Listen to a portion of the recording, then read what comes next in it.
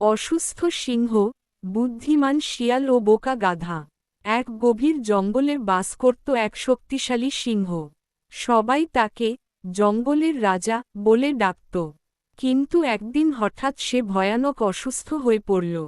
তার শরীর দুর্বল হয়ে গেল, চোখে আর আগের মতো আগুন নেই, গর্জনও আর শোনা যায় না। জঙ্গলের সব প্রাণী ভয় পেয়ে গেল। রাজা যদি মরে যায়, তবে জঙ্গল কিভাবে চলবে? সিংহ খুব কষ্টে শ্বাস নিতে নিতে বলল, আমার শরীর ভালো করতে হলে আমাকে শক্ত খাবার খেতে হবে। কিন্তু আমি এখন শিকার ধরতে পারছি না।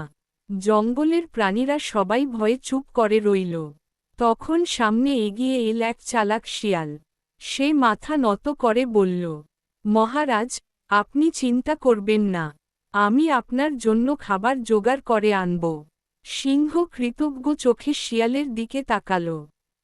শিয়ালের পরিকল্পনা। শিয়াল জানত, জঙ্গলে বড় ও শক্ত প্রাণী ধরা কঠিন। তাই সে জঙ্গলের বাইরে এক গ্রামের দিকে গেল। সেখানে এক কৃষকের কাছে ছিল একটি গাধা। গাধাটি খুব পরিশ্রমী কিন্তু ভীষণ বোকা ছিল। গাধা মাঠে ঘাস খাচ্ছিল। শিয়াল গিয়ে মিষ্টি গলায় বলল, ওহে বন্ধু, তুমি কত সুন্দর। তুমি জানো কি, জঙ্গলের রাজা তোমাকে ডাকছেন?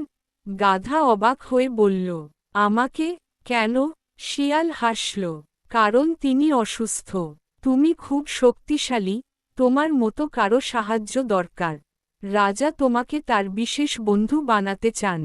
গাধা গর্বে বুক ফুলিয়ে বলল, ওহ, তাহলে তো বড় সম্মানের ব্যাপার। সে বুঝতেই পারল না শিয়ালের চোখে লুকিয়ে আছে ধূর্ততা।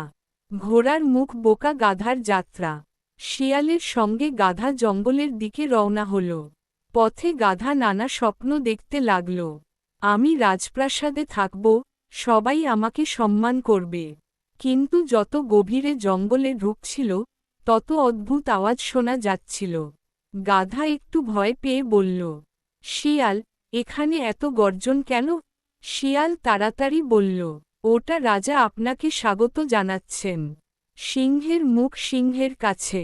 তারা যখন গুহার সামনে পৌঁছাল, সিংহ ধীরে ধীরে উঠে বসল। তার চোখে ছিল ক্ষুধা আর জখমি কষ্ট। গাধা তখনই বুঝল বিপদ। এটা তো সিংহ, তুমি আমাকে ধোঁকা দিয়েছ।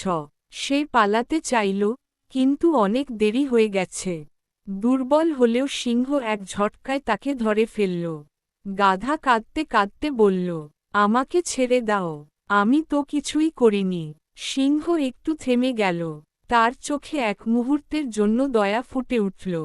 কিন্তু শরীরের অসুখ ও ক্ষুধা তাকে কঠিন করে তুলল। শেষ পর্যন্ত সে গাধাটিকে স্বীকার করল।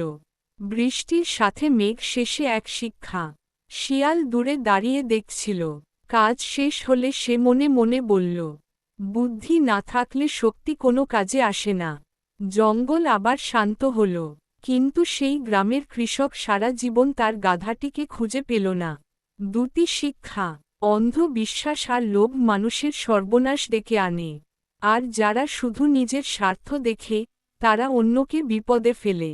এরকম শিক্ষণীয় গল্প দেখতে ভিডিওতে লাইক দিয়ে চ্যানেল সাবস্ক্রাইব করে দিও এবং ভিডিওটা কেমন লাগলো কমেন্টে জানাও।